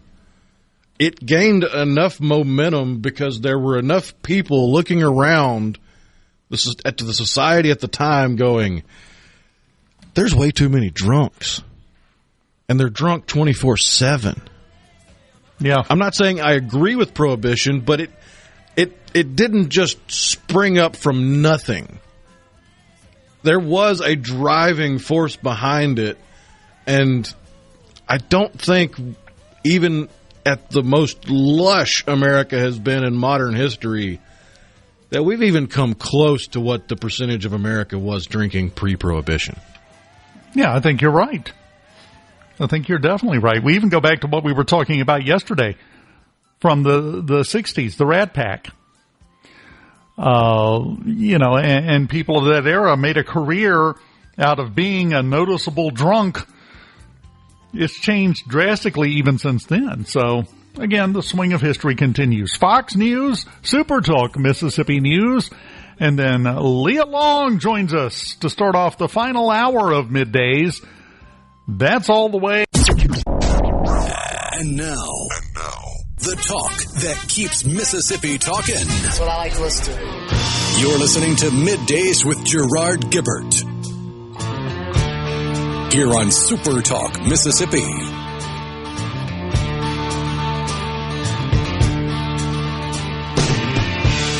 is here again, oh Lord.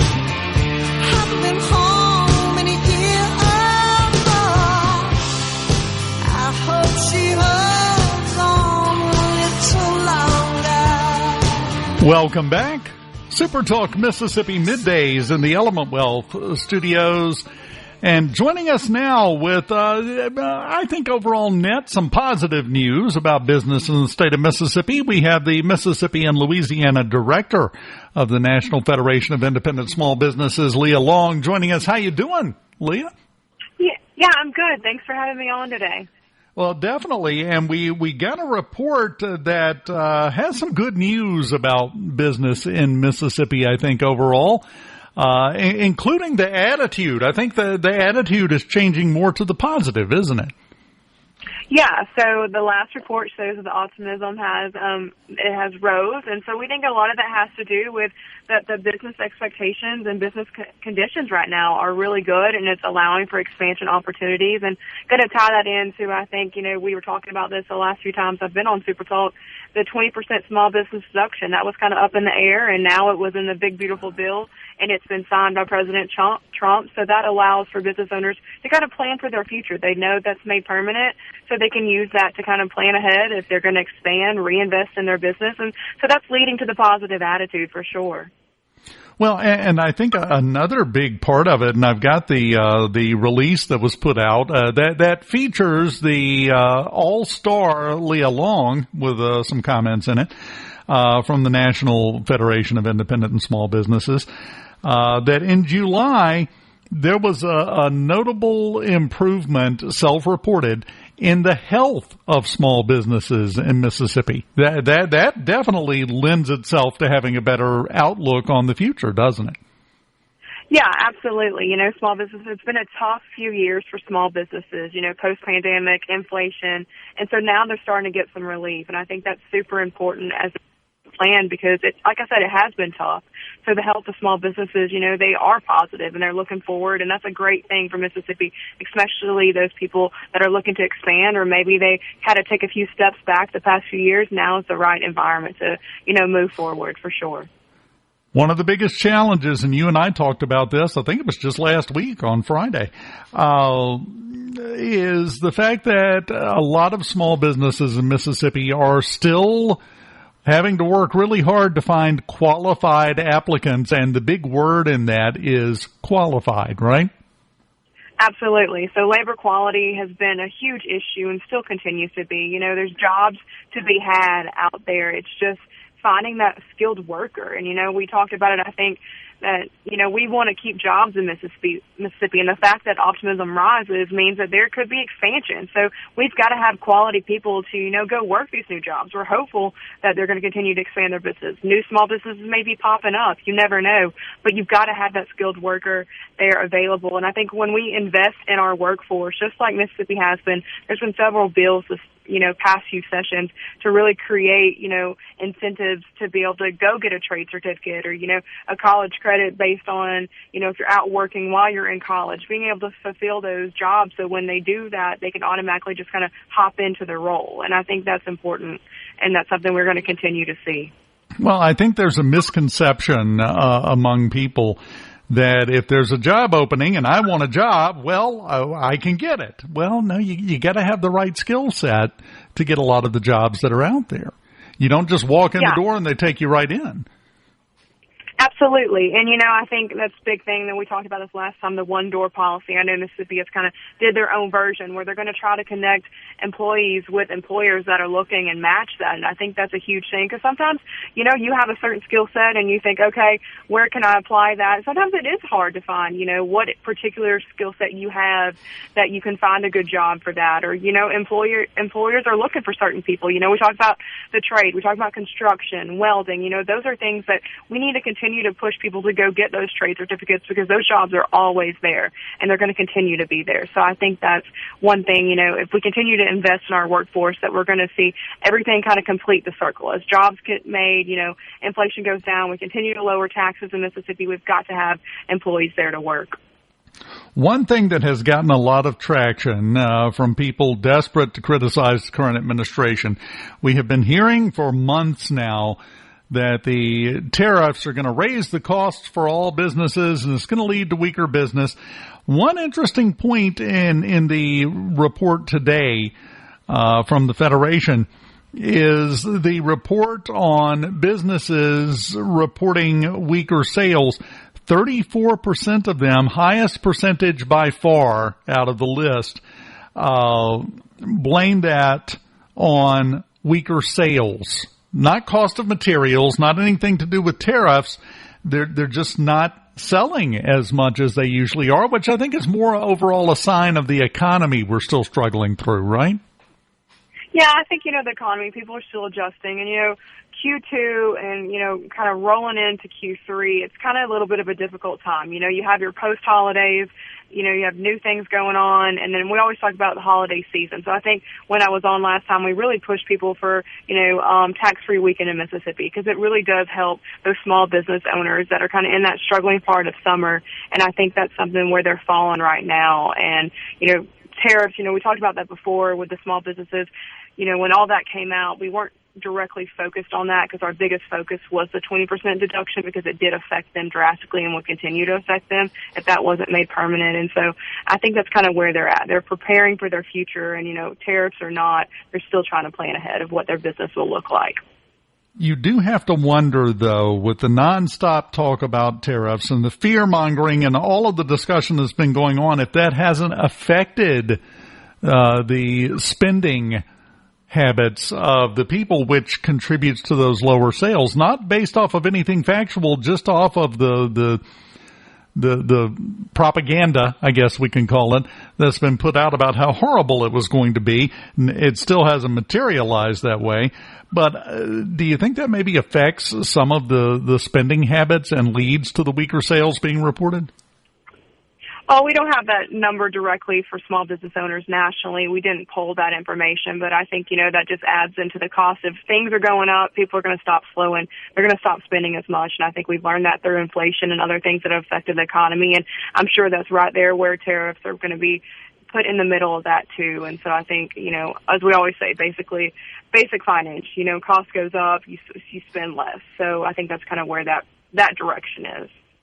Now, here is the opportunity to give a plug for just a minute about your favorite topic, one of my favorite topics too, so I'm right there with you, and that's the fact that we need to patronize our small businesses because they literally cannot survive without you.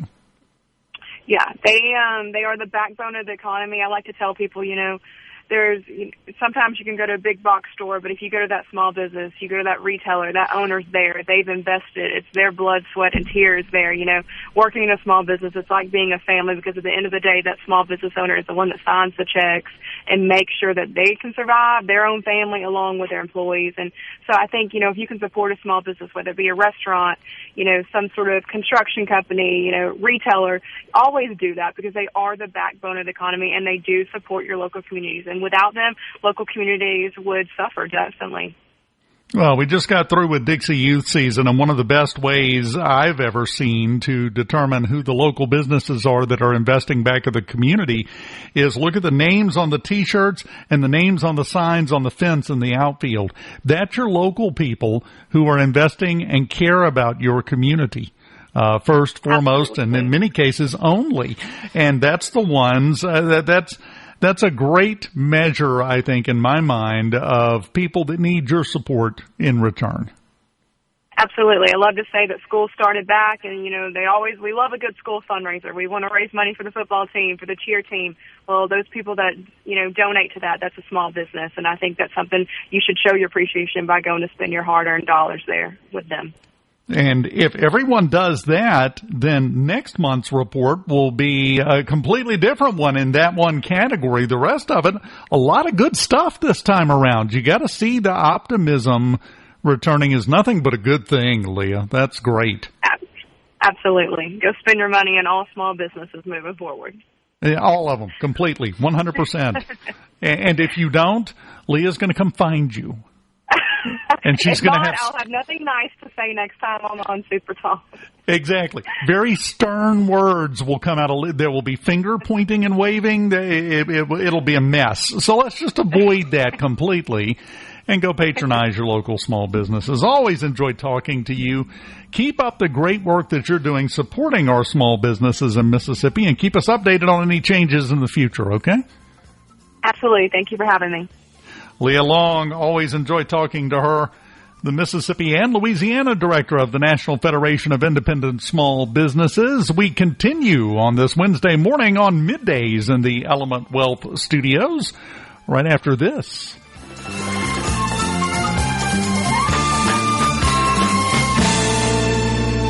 That's a strange way to tell me you love me. That's a strange way to tell me you love me. That's a strange way to tell me you love me.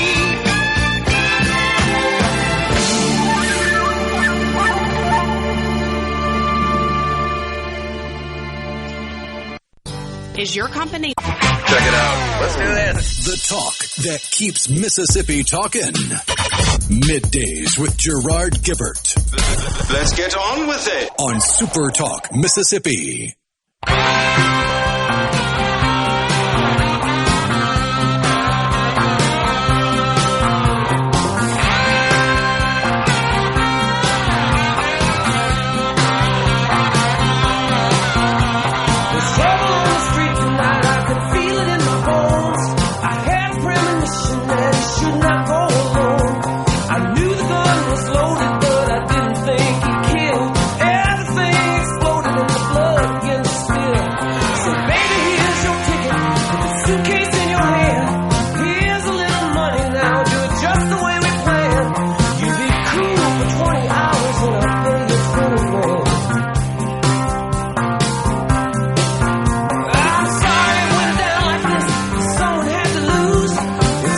I have some good news.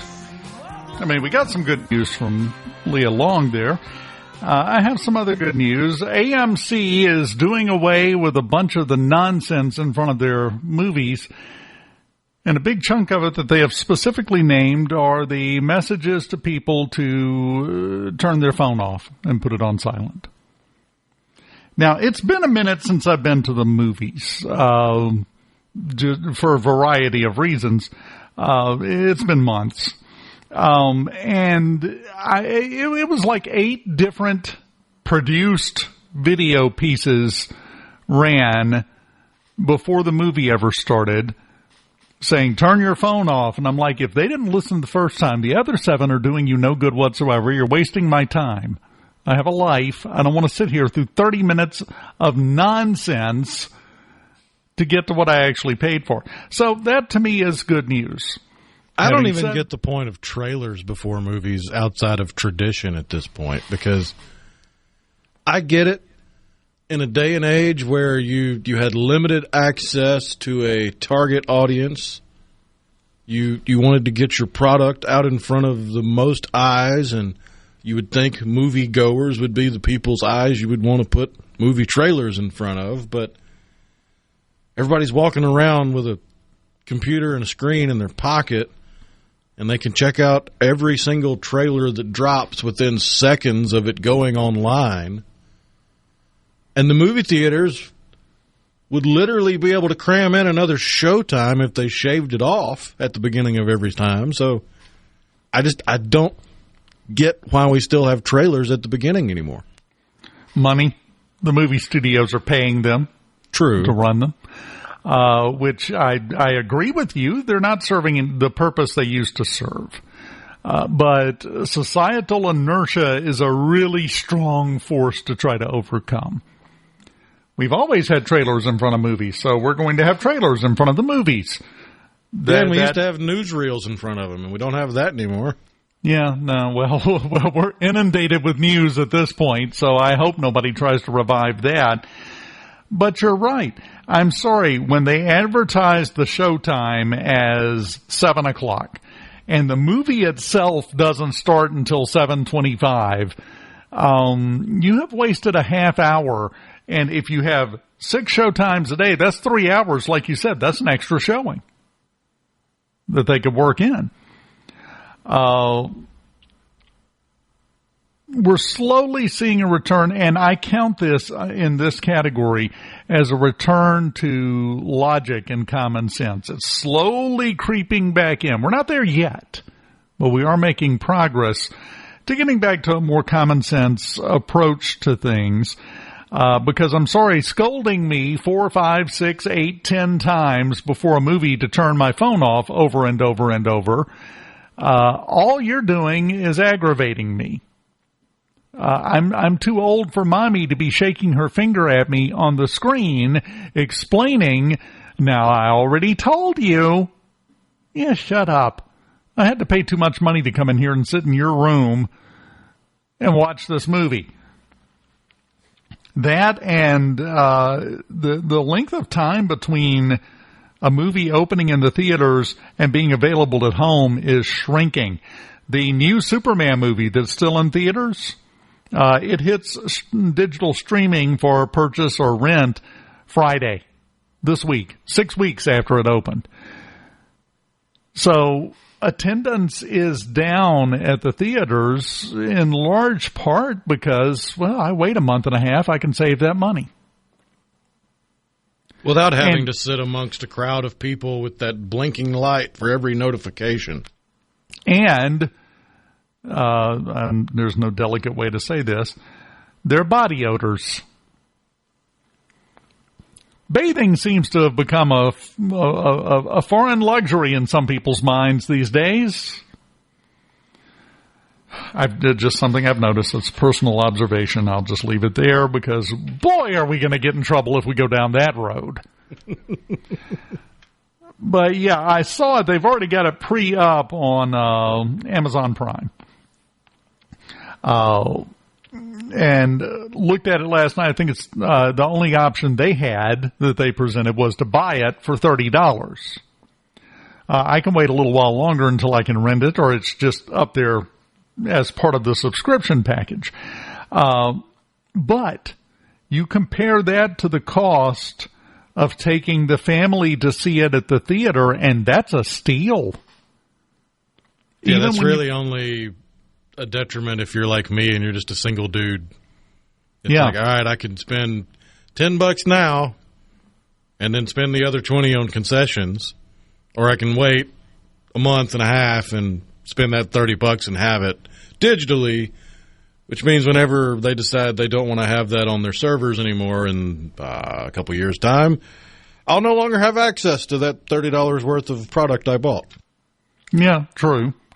It's the same situation as a theater, but like you said, I think one of the big ones is you're not sitting in a group of fellow dingbats. I'll just put it like that. It seems inclusive enough to not cause too many waves. I'm getting more and more to the point where I might revert back to physical media. I've not done away completely with physical media, but I have embraced streaming more than I ever did, and I get it. You are buying the license to use it for however long they're going to have it up there, but it feels like you're not really buying anything digitally. It's just a longer form of rental. Yeah. Yeah, I think that's a fair way to look at it. And I would argue that the change from physical media to mostly streaming now, I'm sorry, look at the percentage of viewers. Streaming has beaten broadcast television in ratings for several months now. More people are watching streaming than watching broadcast TV or anything else. So it's just a fact that has taken over. I think that has led to a lack of depth in culture. And let me explain what I mean.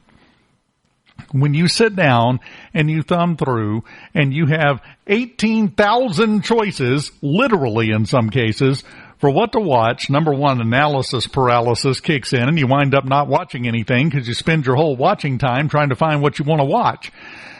But number two, if it's physical media, you had to take initiative. You either had to get in your car, go to the store, spend the money, find it and buy it, or go to a rental place and rent the DVD, or in my case, the VHS tape, be kind, rewind, and then take it home and watch it. And if it was a rental, then you had to take it back. Those were very definite choices that you had to make in order to consume something. Now, if you're the slightest bit bored, we'll put something on. And as a result, I think that people's tolerance for subpar garbage has risen. Because you're drowning in content, you don't have to really make any direct initiative-driven decisions and take actions to consume it. It's just right there automatically. Whereas before, by the time you got back to your house with that physical media, you wanted to watch that. That's the only reason you had it to watch, was because it was something that interested you. And those sales figures and those numbers helped drive what Hollywood created. Because if it didn't sell, they didn't make any more of that. Now they plop it on streaming and, there you go. It's content. It's good. There is a silver lining on that dark cloud, though. What? The barrier for entries have lowered a lot for creatives to be able to put their works in front of people. If you just look at fan-made content or IPs that they would never have a chance to work in the studio, let alone get their idea put on the big screen, those creators can now, in some ways, create that content and get feedback on that content to better themselves in a way that the previous system would have never allowed. Unfortunately, the low barrier to entry also has led us to the point to where we have Ice Cube's War of the World remake. that we were talking about. So that's a double-edged sword. You make a good point, but there's a negative side to even that part of it. Well, I'm going to go rest my curmudgeon muscle for a second. We'll be back in the Element Wealth studios on Middays next. From the Sabre. Hey, is everybody ready? I'm ready. Ready here. Middays with Gerard Gibert on SuperTalk, Mississippi.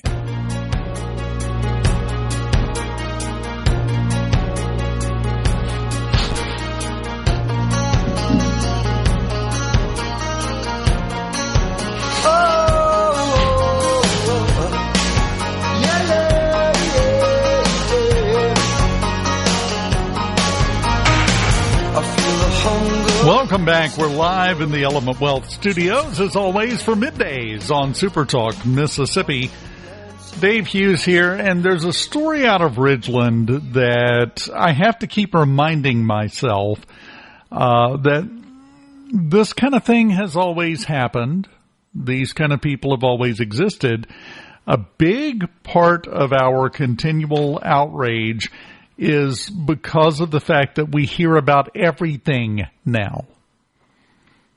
The delivery of information has changed, like Rhino was talking about a little while ago about movie trailers. Used to, you only saw a trailer for an upcoming movie when you went to the movies. Now you get it on YouTube 5 seconds after they release it. In the worst conditions, you had people showing up, buying a ticket for a movie they had no interest in seeing, just to see the trailer. Yes, for a movie they did want to see if it was any good, to check it out. So the way we receive information has changed, and I think it's for the negative. I don't know that we're equipped to process this much information 24/7, 365, which is leading to some of the problems. Having said that, this is still an awful story. I don't know if you saw about this in Ridgeland. Last month is when this happened. It's just now coming out.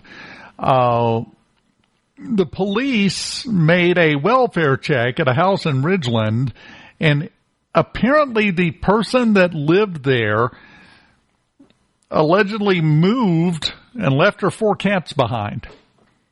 No food, no water, no nothing. When they finally went into the house, 2 of the cats were emaciated and in very poor health. The other 2 were dead already. You don't, if you've ever had a cat, you've got porch cat. Oh, yeah. You don't forget that you've got a cat, much less 4. No.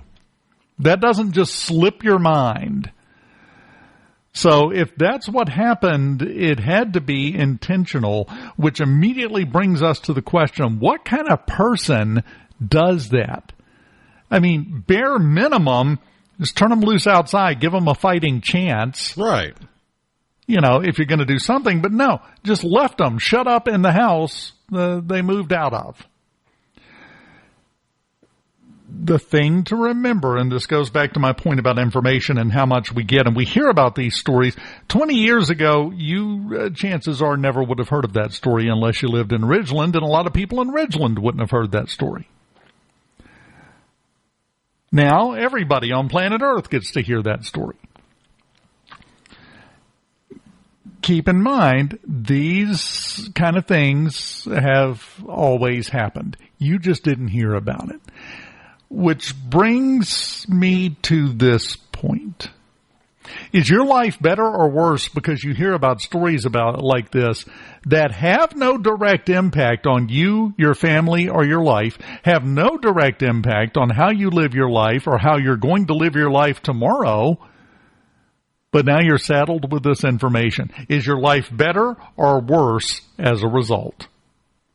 I would argue worse. It's like taking someone. Let's pick a carpenter and force feeding them information every day about sewing. It has no impact on what they're going to be doing tomorrow. It's useless information at best. But at worst, if you hear every little thing that is done by an objectively horrible person on planet Earth every day, that's going to affect your attitude. That's going to affect the way you go about your life. Not in a positive way. There's nothing positive to be gained from hearing this news. Everyone's addicted to it because you get that little hit of feeling superior. Well, I'm not as bad as that. But I just don't think it's good psychologically for everyone to hear about everything all the time. You got to branch out and get away from some of that. Go for a walk. Throw peanuts at a squirrel. Something. Other than being just continuously force-fed negative information. Okay, that's my rant. I feel slightly better. There's a spicy angle that kind of ties into that I could take. It talks about, because you've probably seen all of the preventative measures and entrepreneurial ideas that are out there to protect women from having their drink drugged at a bar. Yep, know where you're going. And you would think, because there's so much emphasis put on protecting women from having their drink drugged, that it would just be this rampant problem. Except when they actually do test the people claiming to have been drugged, 9 times out of 10, actually it's higher than that, it's like 98 times out of 100, they find that there's just alcohol in your system. Yeah. You got blackout drunk. You weren't roofied. But they've almost turned that into an industry. They have products they sell to help protect your drink. And this goes back to something you and I have talked about many times. I talk about all the time. It is impossible to stay sane living in a culture of continuous fear-mongering. Everything's bad. Everything's going to get you. I'm telling you, squirrel, peanut, chunk it. Go do something. As they say in the gaming community, go touch grass for a bit. And quit obsessing over every single little thing that you were told, because a lot of the people telling you don't have your best interest at heart. Which is why nobody else talks about this. They don't have your best interest at heart. They have their best interest at heart. Another great example of that, there is a big wave right now, a big push.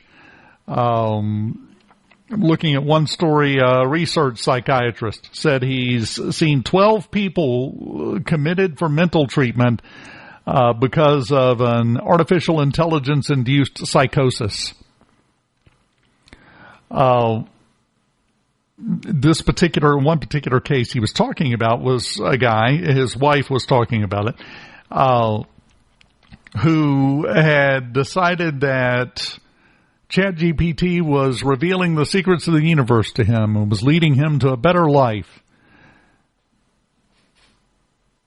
That sounds a lot like somebody in a cult for a reason. It's the same mechanisms that cult leaders use to get their followers to do ridiculous things that are against their self-interest if you just listen to them and believe them.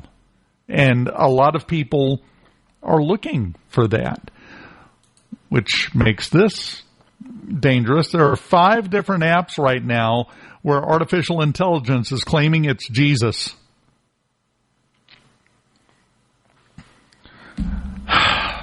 Not saying, these are the words of Jesus. Text with Jesus is one of them. I am Jesus Christ, here to share love, wisdom, and guidance with you.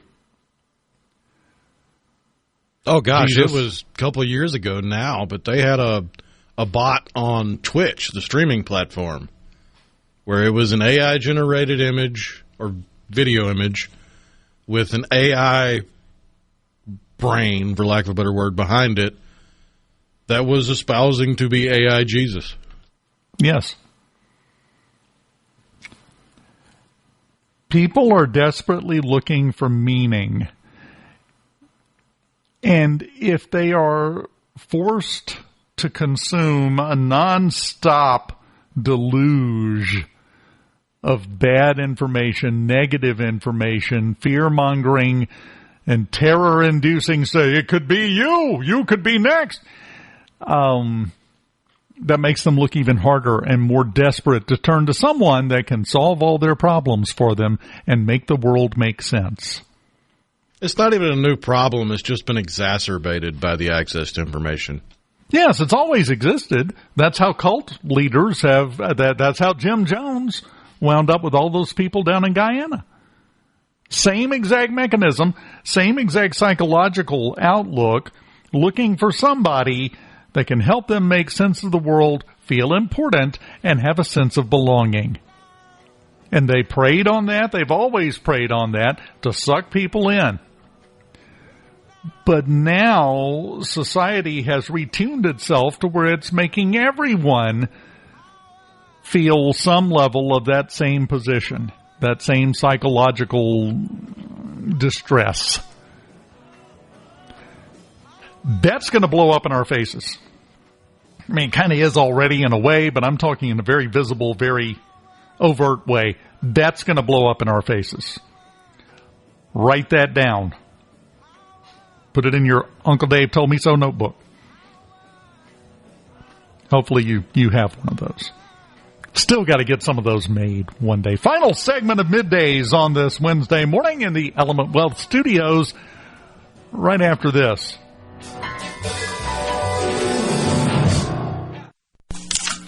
It's so awesome! Middays with Gerard Gibert. Come on, let's get on with the show! On SuperTalk, Mississippi.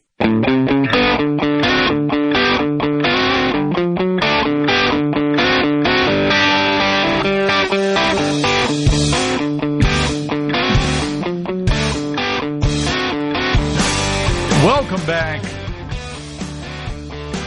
SuperTalk Mississippi Middays in the Element Wealth Studios.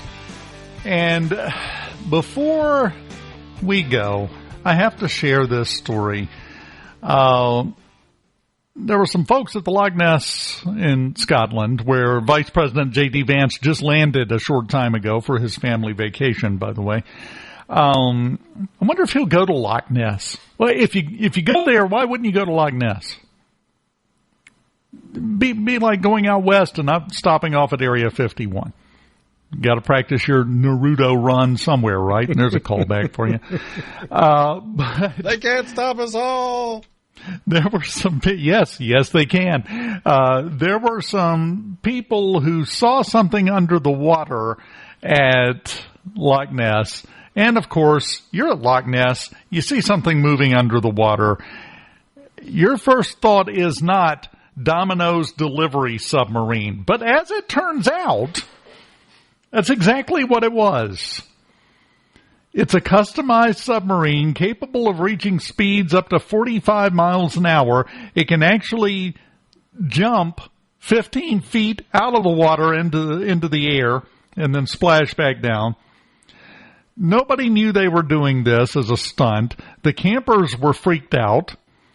Because imagine you're out camping on the banks of Loch Ness and you see something moving under the water coming your way and all of a sudden it breaks the water and leaps up into the air. You're not thinking, "Ooh, pizza's here."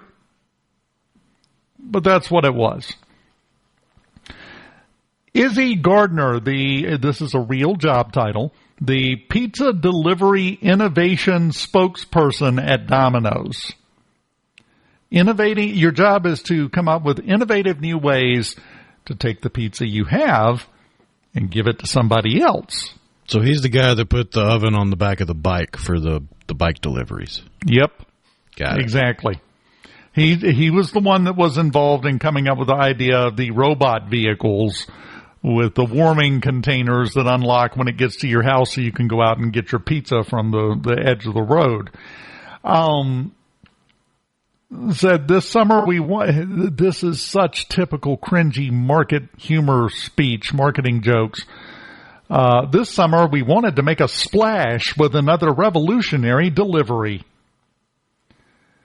It's a world first submarine delivery While we won't be training all drivers to become pilots of this unique mode of transportation, it shows our ongoing commitment to innovation and how far we'll go to deliver. No, it shows how well you understand the concept of a marketing stunt, and that's it.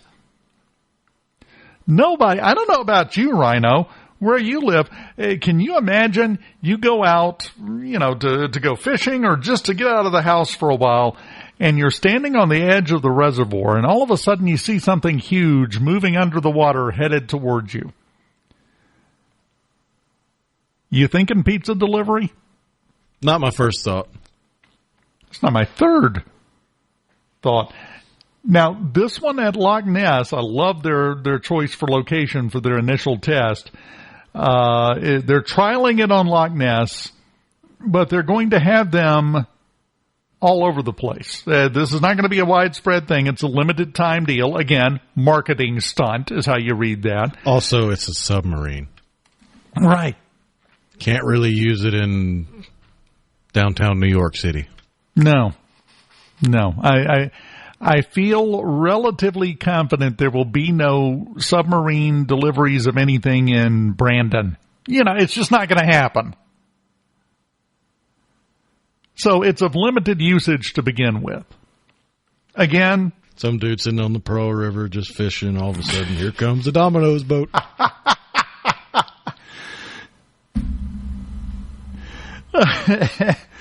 Yeah, actually, I would be glad to spend a few minutes watching that video. Because that probably, in my mind, is the quickest way to have an innovative new delivery method that is sinking from bullet holes. That's one way to go with it. I was thinking more along the lines of that classic scene where you got the guy sitting there drinking, and then he sees something crazy, and he looks at the bottle and puts the bottle down. Yes, except we're not putting the bottle down, grabbing a second one in that situation, aren't you? So you never know. If you're headed out to the res, if you're headed out to the Pearl River or Percy Quinn down here or any of our great state parks, and you see something big moving under the water, it might not be an enormous alligator. It's possible it's not a giant water moccasin. It could just be pizza. Now if we could just get them to paint the Noid on it. Yeah, they're not going back to the Noid. That was too problematic. It caused issues. All right, we are out of time, and I am disgusted with the state of humanity as usual, but we'll have a chance to freshen our attitude and try to get in a better mood about it tomorrow when I come back here on Middays in the Element Well Studios. 10:06 tomorrow morning, my friend. I will see you then.